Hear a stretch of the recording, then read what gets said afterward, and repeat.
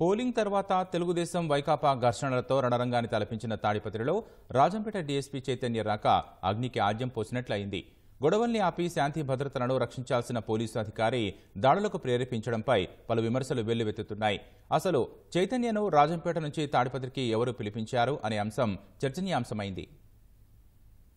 తాడిపత్రిలో కొనసాగుతున్న వైకాపా ప్రేరేపిత దాడులు, ఘర్షణలను అదుపు చేసేందుకంటూ ఆ పార్టీ అరాచకాలకు కొమ్ము కాసే డీఎస్పీ వీఎన్కే చైతన్యను పంపించడం వివాదాస్పదమవుతోంది. ప్రస్తుతం రాజంపేట డీఎస్పీగా బాధ్యతలు నిర్వహిస్తున్న చైతన్య గతంలో దాదాపు 2.5 ఏళ్ల పాటు తాడిపత్రి డీఎస్పీగా పనిచేశారు. వైకాపా ఎమ్మెల్యే కేతిరెడ్డి పెద్దారెడ్డి చెప్పిందే చట్టమన్నట్టుగా వైకాపా కార్యకర్తలా వ్యవహరించారు. తెదేపా నాయకులు, కార్యకర్తల లక్ష్యంగా భౌతిక దాడులకు దిగారు. వారిపై అక్రమ కేసులు బనాయించారు. అలాంటి అధికారిని తాడిపత్రికి పంపించడంతో ఎమ్మెల్యే కేతిరెడ్డి పెద్దారెడ్డి పట్ల మరోసారి వీరభక్తి చాటుకున్నారు.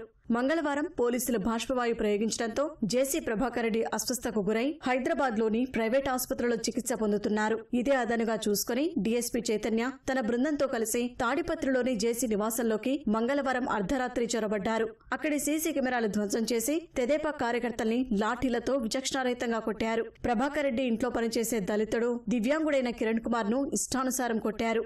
దాదాపు 35 మందిని అదుపులోకి తీసుకుని ఎక్కడికో తరలించారు.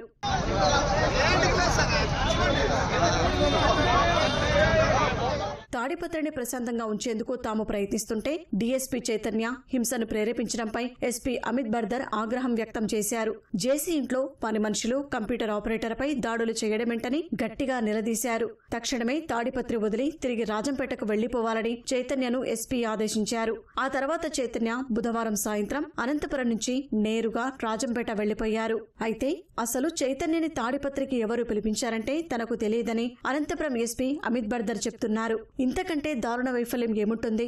చైతన్య రాజంపేటను వదిలి తాడిపత్రి వెళితే అనంతపురం, అన్నమయ్య జిల్లాల ఎస్పీలకు, అనంతపురం రేంజ్ డీఐజీకి తెలియదా?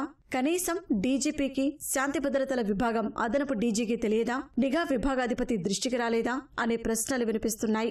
వారంతా ఏం చేస్తున్నారు? ఘర్షణలకు మరింత ఆజ్యం పోసే అధికారిని అక్కడికి పంపిందెవరో సమగ్రంగా విచారించాల్సి ఉందనే డిమాండ్లు వినిపిస్తున్నాయి. నిజంగానే ఎవరి ఆదేశాలు లేకుండానే చైతన్య తాడిపత్రి వెళ్లి దాడి చేస్తుంటే సస్పెండ్ చేయాలి, లేదంటే సర్వీసు నుంచి డిస్మిస్ చేయాలని ఒత్తిడి పెరుగుతోంది.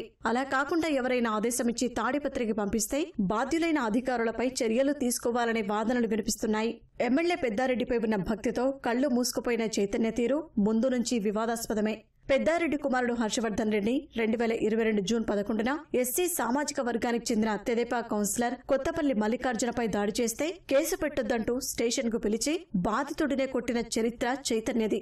ఆ తర్వాత మల్లికార్జున ప్రైవేట్ కేసు వేశారు. అలా 1-2 కాదు, చైతన్యపై ఏకంగా 23 ప్రైవేటు కేసులు వేశారు. ఇవన్నీ ప్రస్తుతం విచారణలో ఉన్నాయి.